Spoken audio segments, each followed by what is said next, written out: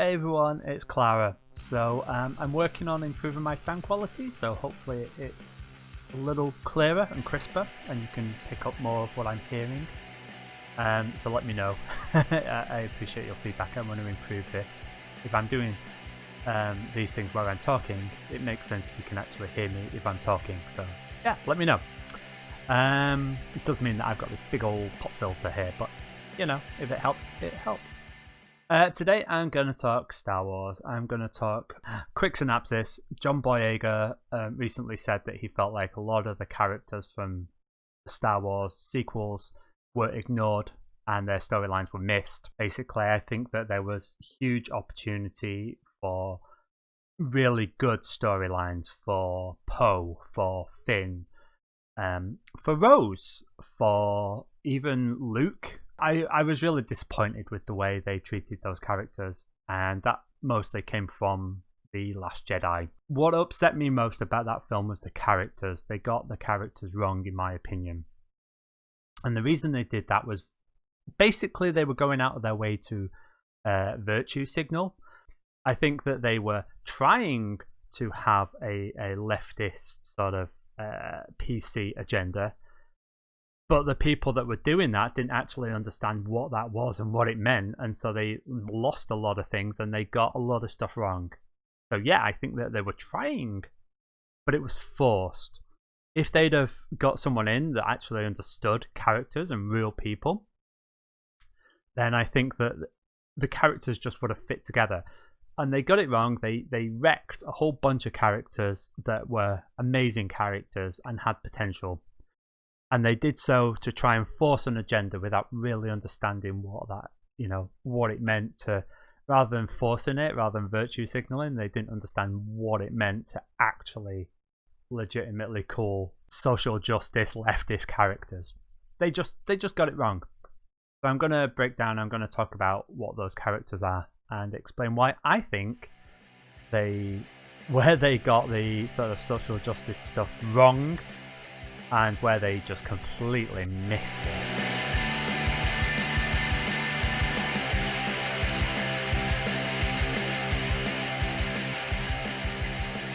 What is the difference between making a film which has really good leftist ideals and making a film which is pandering to the left? Because that's how The Last Jedi ended up for me. They were talking about causes that were good. They were talking about things that were right, like, how misogyny exists in the world. But they didn't understand it. They were like, hey, we want to say that this is bad, but they couldn't tell you why it was bad. And so what happened was that they sort of had this mixed, pointless message because they just didn't understand why those things were bad. They just knew that they were bad. And that's why it's pandering. So I think the best way of doing this is to break down characters and talk about characters. So for anyone that knows, so Star Wars has this big expanded universe, and when Marvel came along, they got rid of all the books. This expanded universe is all covered in books and comics and stuff like that. Marvel got rid of all that and started new, which is great because it means that you can build. For me as a fan, it was fantastic because it meant that I could keep up with the expanded universe. It meant that stuff happening here explains this, stuff happening here explains this, or will have an impact on this. I love that expanded universe. I love the Forgotten Realms for that, and I'm really sad that the books have come to an end. Wizards of the Coast, why? Why did you get rid of the Forgotten Realms books? They were amazing. So Star Wars did this as well. So you got all this extra material and it all fits together. And because you got rid of it, because you'd started again, you can basically make sure that your characters are consistent. What you can do is you can make sure that you're picking up everyone, that you have their stories right, that your house is in order. And I believe that with the second of the sequel films, what happened was that the director came along, or the writers or the producers came along and said, they hadn't read any of the expanded universe. They didn't know the characters. They didn't understand what had been built. And, they were pushing it out. They were pumping it out. Disney were pumping out the expanded universe. So Poe Dameron, for instance, wasn't just in that first film in The Force Awakens. No, like by the time the second film came out, by the time The Last Jedi came out, there was comic books about him, about his family. His family were part of the rebellion. You know, they had backstory, they had depth to them. And it felt to me like, you know, the people behind The Last Jedi just they wanted to make their own film and didn't care about the rest of it, and that was what was so sad.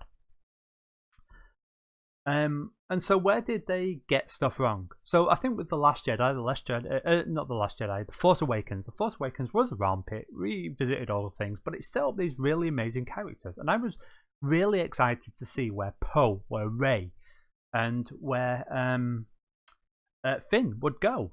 I was really excited to see this because you had really interesting things. You had Rey, who had this innate force ability, and she's on Jakku. So Jakku was covered in the Aftermath books. Palpatine, the Emperor, was setting up some stuff, and there was all this cloning facility is hinted at, and basically there was a lot going on Jakku. So Jakku was very important, and so you had this person who'd been abandoned by her family and left on this planet, which was really important in the new canon. And obviously she'd had to survive, so she was tough. Yeah, she had to survive. And so she was an amazing character. And like I say, all of a sudden she's got this innate force ability just popping out. So you've got this really interesting character. And she was, you know, the protagonist. She was, you know, she was basically the protagonist. I wish she'd been more rounded. I wish they'd just got the writing a little bit better. But her storyline was okay. Hers interacted specifically in The Last Jedi with Luke. So Luke, as you can imagine, the main protagonist from the original trilogy, Skywalker.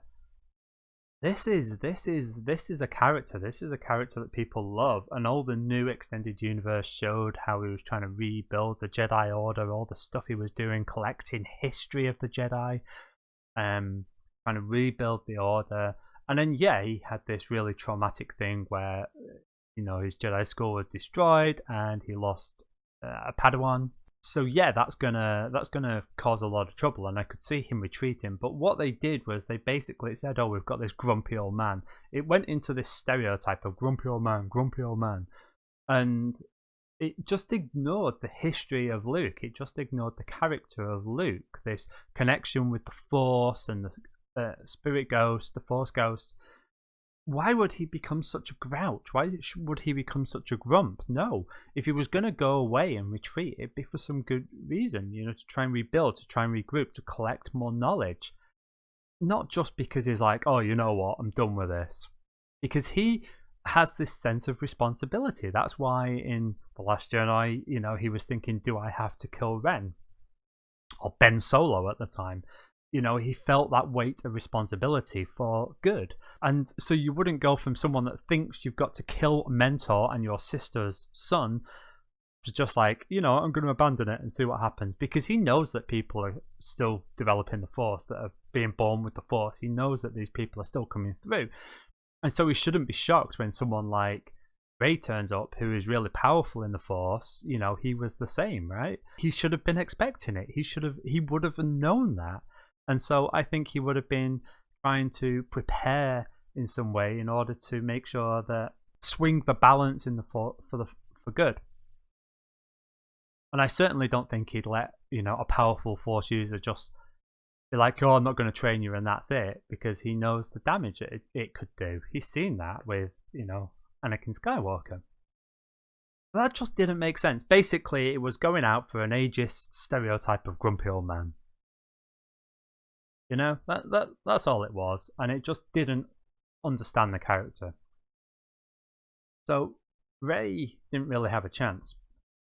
Now the whole Rey-Ren thing, I mean, Ren, or maybe Ren, you know, flipping between the dark side and the light side, is that a sign of mental health issues? Is it schizophrenia? Is it depression?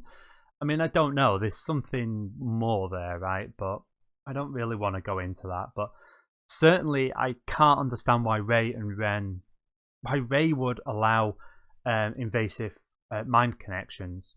So Ren had kidnapped her, he beat her up, kidnapped her, and tried to invade her mind in The Force Awakens. Like, that's an abuser. That's an abuser. So why is Rey going to be like, hey, you know what? I think you're kind of cute, and yeah, no, I feel this connection. Oh yeah. No, I think that'd take a lot more. And that brings us to who should we go with next? Poe. So this was another character that was just wasted. This was a character that was just completely misunderstood in The Last Jedi. So Poe was very, like I say, you've set up a whole bunch of backstory for Poe. There's loads of it.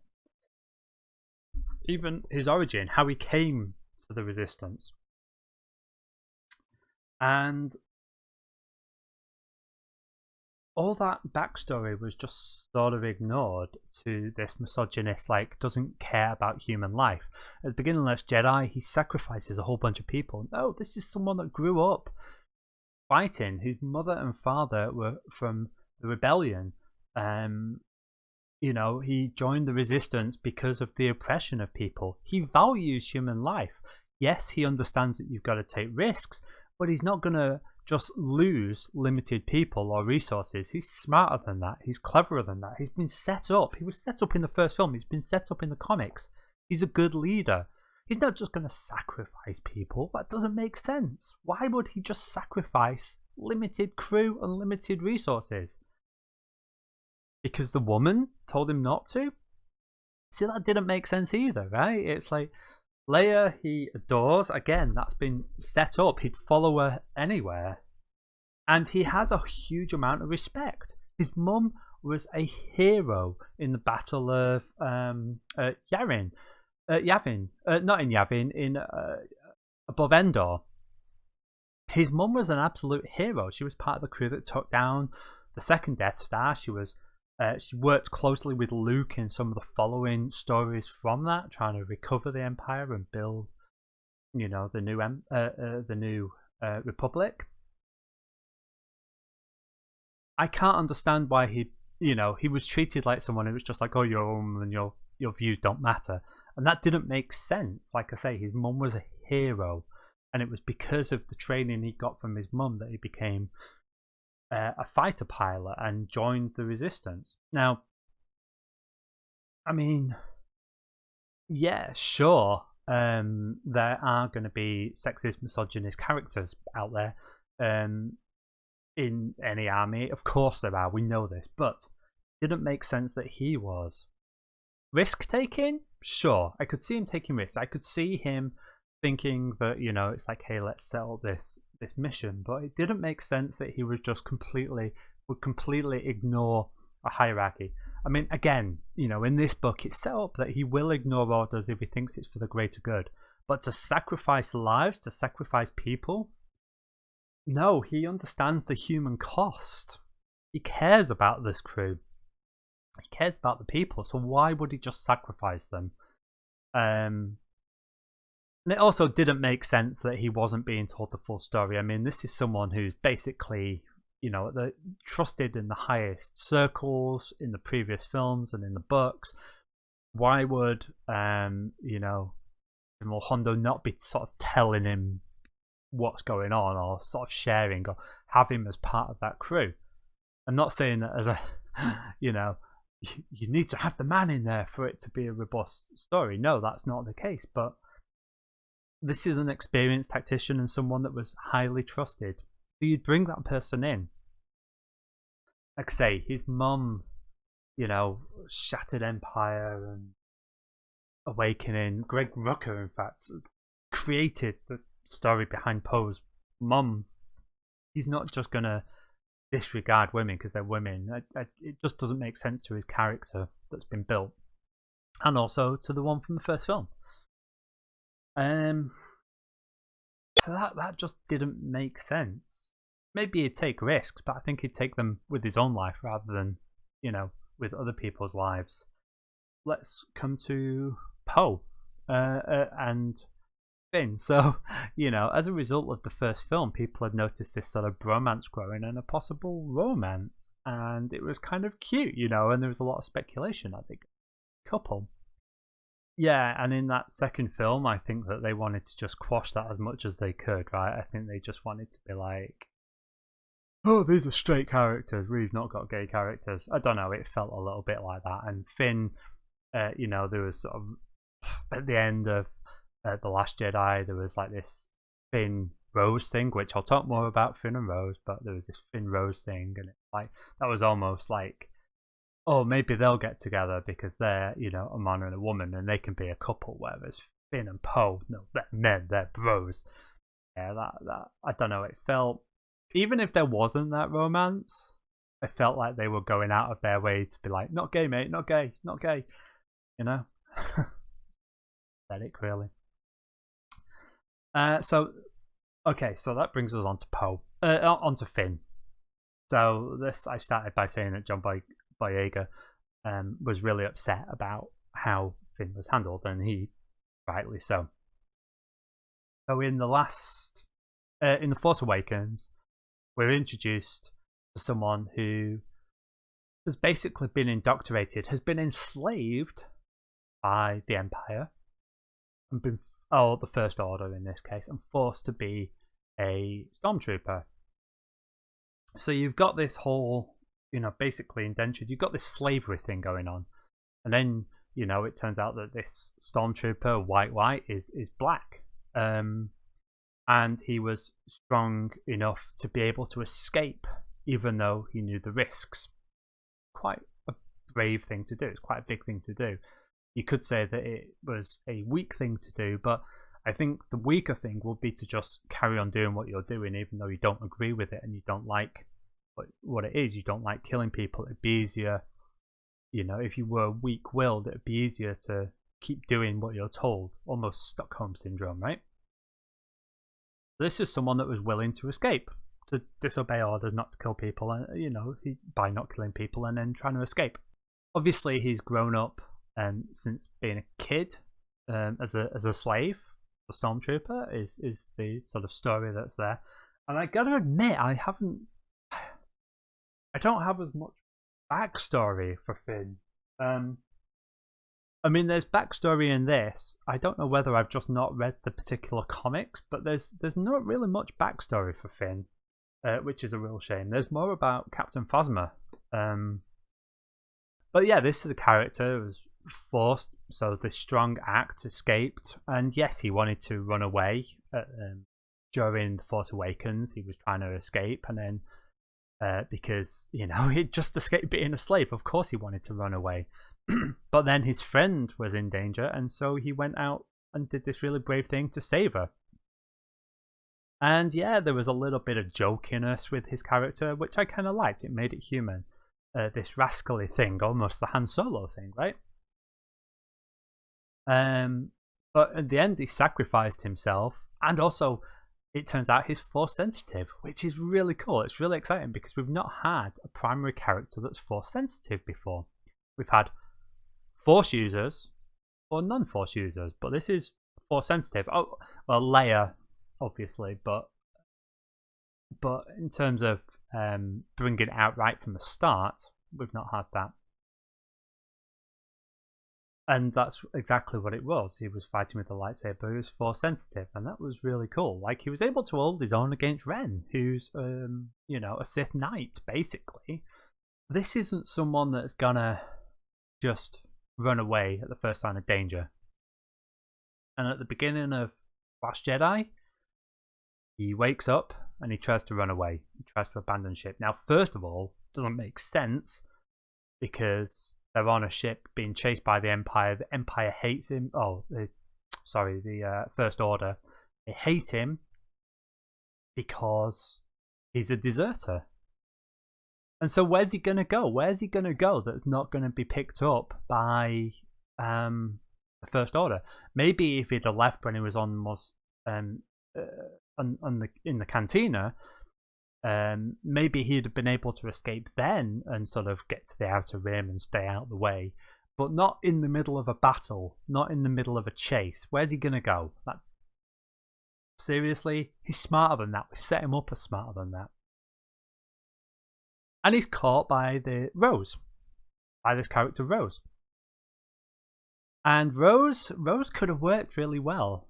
So if there's any fans out there of Firefly or Serenity, Rose to me felt very much like a Kaylee character from Firefly. So this jovial, fun, easygoing, good engineer.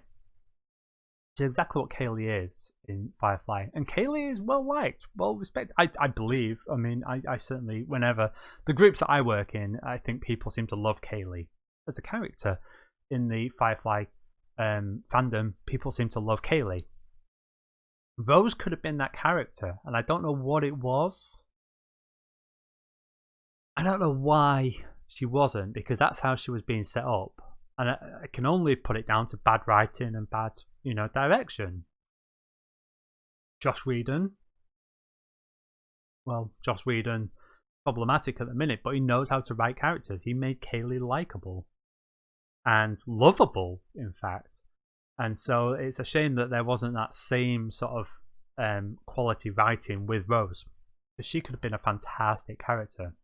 So yeah, you've got Rose and Finn, and she goes from trying to stop Finn ridiculously desert to going on a mission with him. Now, Canto Bites, let's just put a pin on the whole Canto Bites in terms of the story.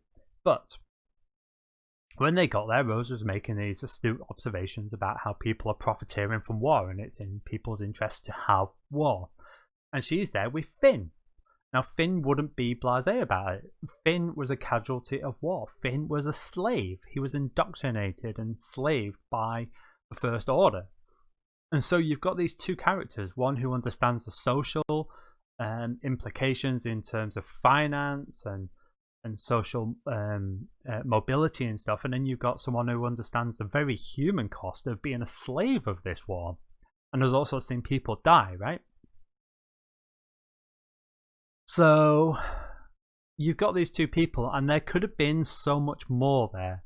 What they did was they turned it into this silly romp where they're driving through they're riding horses through the casino, and this silly chase scene.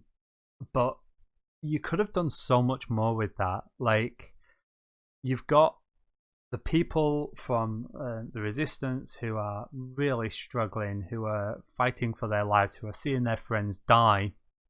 And then you've got this opulence of the casino. And the comments are made.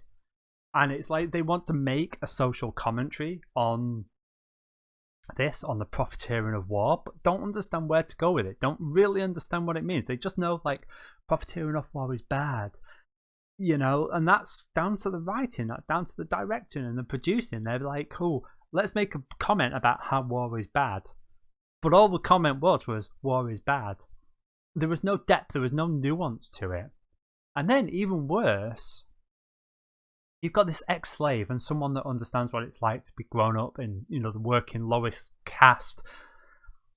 They encounter these slaves, basically slaves, down when they're in the prison, and they leave them there, and that didn't make sense. Like, I feel like they should have tried to make more of it. They tried to, I feel like they would have tried to improve the lives of these slaves, like trying to free them, try and take them with them. I don't know, maybe I'm just expecting too much, but with Finn's history and Rose's understanding, I just find it really difficult that they just were like, hey kids, yeah, here's a ring, and off they go. Like I say, it's basically people saying, oh, war is bad, but that's all they know what to do with it. They just have no clue about, social economic status, about the history of racism. And with having this strong black character in the first film who developed real quickly and had a real strength, and then they didn't have books on Finn, they didn't have all this background, so they didn't flesh out this character who could have been a really important character. And like I say, ex-slave, a black character, and force sensitive. What a mix. and they had him as, you know, this sort of let's run away, this weakling, this coward at the beginning, this caricature coward, and then like say when they got to Canto Bites, and it's like there was so much there that could have been explored, and it was just let's have Rose say that war is bad, and that's enough. And the fact that they left these kids there, I can't. Finn was so wasted and Rose was so wasted, and you know they tried to recover that with the Rise of Skywalker and more heroic, and same with Poe, had to make the character more heroic. Rose, you know, the actress didn't want to be in the spotlight anymore, and then also having it like, you know, Rose is like doing this because she loves Finn. I love the fact that she did this heroic act. Finn was doing this really heroic act, was gonna you know, sacrifice his own life for the Resistance, and then Rose also did a heroic act, risking her life to save his. But then it was like, oh yeah, you know, kind of I love you, and that to me just felt like they were trying to make it like, hey, finish straight. There's no gays here. That's how it felt to me. You know, no homo. So yeah, all of these characters were really good. They were brilliant people. Even, you know, Admiral Hondo, you know, could have been great. Could have been a great character. You know, you had this really great actress and looked fantastic. Was high up in the rebellion, in the Resistance, and getting my rebellion and Resistance mixed up. But you know what I'm saying. You know, had this character, but it had to be just like, oh, men aren't respecting me. That was her storyline, was men don't respect me, not I'm a good leader. It wasn't, hey, look at me, here's my tactics, here's what I'm going to do, here's my strength of will, I'm willing to sacrifice myself for the Resistance, here's what we're going to do, here's how we're going to do it. Not I am a strong person, but it was a case of I'm not a weak person. It was all about, hey, I don't have to listen to men. Men don't, you know, oh, listen, men won't listen to me. Men won't respect me. No. They did it from a point of weakness. It was when we're talking about doing science with girls in schools. And it's this idea that we've got to somehow fix girls to get them into science. No, we should fix science so that girls want to come, right? And it was the same with this. It wasn't that I'm a great person, listen to me, and this is why. It was a case of like, oh, everyone's not listening to me. So yeah, the message was good. Women can be strong. War is bad. But they didn't understand why those messages were right, and in doing so, they actually really, really let down John Boyega and a whole bunch of, you know, a massive black audience.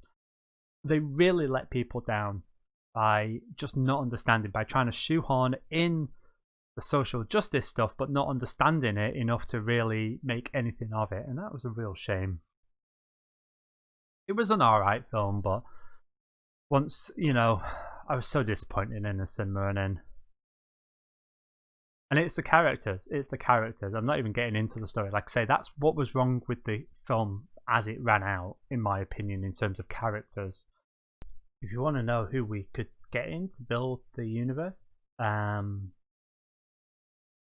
Dave Filoni, who created Clone Wars and Rebels, and has a hand in Mandalorian, and has a hand in basically having rebuilt the new extended Star Wars universe. Dave Filoni understands characters. Dave Filoni created Ahsoka, Ren, Sabine Wren, Hera Syndulla, Ezra Bridger. Created so many amazing characters. He gave life to the clones with Rex and Cody. Dave Filoni can build characters. Why he didn't have a hand in the Star Wars films, the films, what a miss. You could have made the story a good one. All these spaceships running out of fuel and having the slowest chase ever. Whatever. You know, you could have made something of it. there's flimsier Star Wars stories than that. But it was the character building that got it wrong, and it was like I say, they were trying to make these social points, these PC points, but they didn't understand those points. They didn't understand why they were making them or what they actually meant, and in doing so, they furthered other stereotypes. They ignored a whole slavery thing. They ignored a black character. They turned him into they wasted him. And Luke Skywalker was just this cranky old man. It was just played into a stereotype as well. What a waste. What a waste that film was. The Last Jedi, The Rise of Skywalker I enjoyed. It had some great moments, had some interesting story, but it was a rescue. It was a salvage. I'd love to see the JJ cut. I'd love to see what could be made of it. You know, I think so. The rumors are that J.J. Abrams did a whole extra sort of like hour film with his cut, and Disney sort of chopped it up behind his back so that nothing really made sense. I'd love to see this extended JJ cut. Whether we'll get it, probably not, but I would pay. I would pay for that.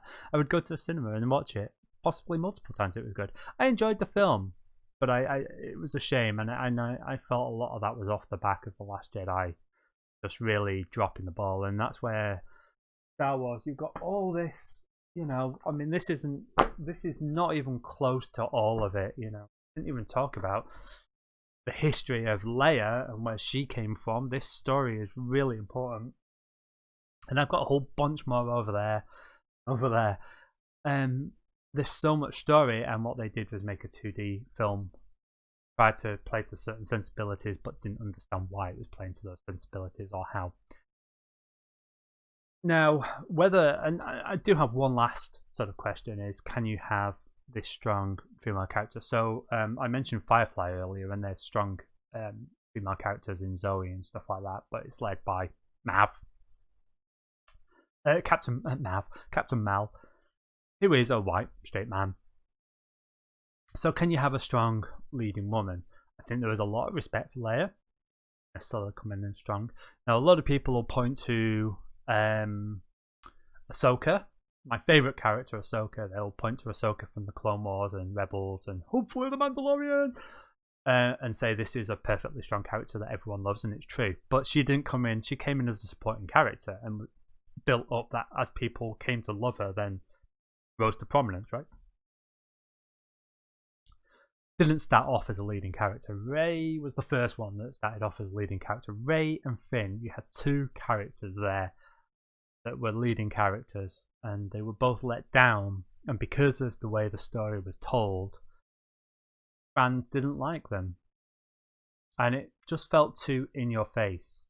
Like I say, I am, you know, a social justice warrior. I am one of the snowflake generation. I am leftist, you know, and I should have loved those messages, and I didn't. They left me empty,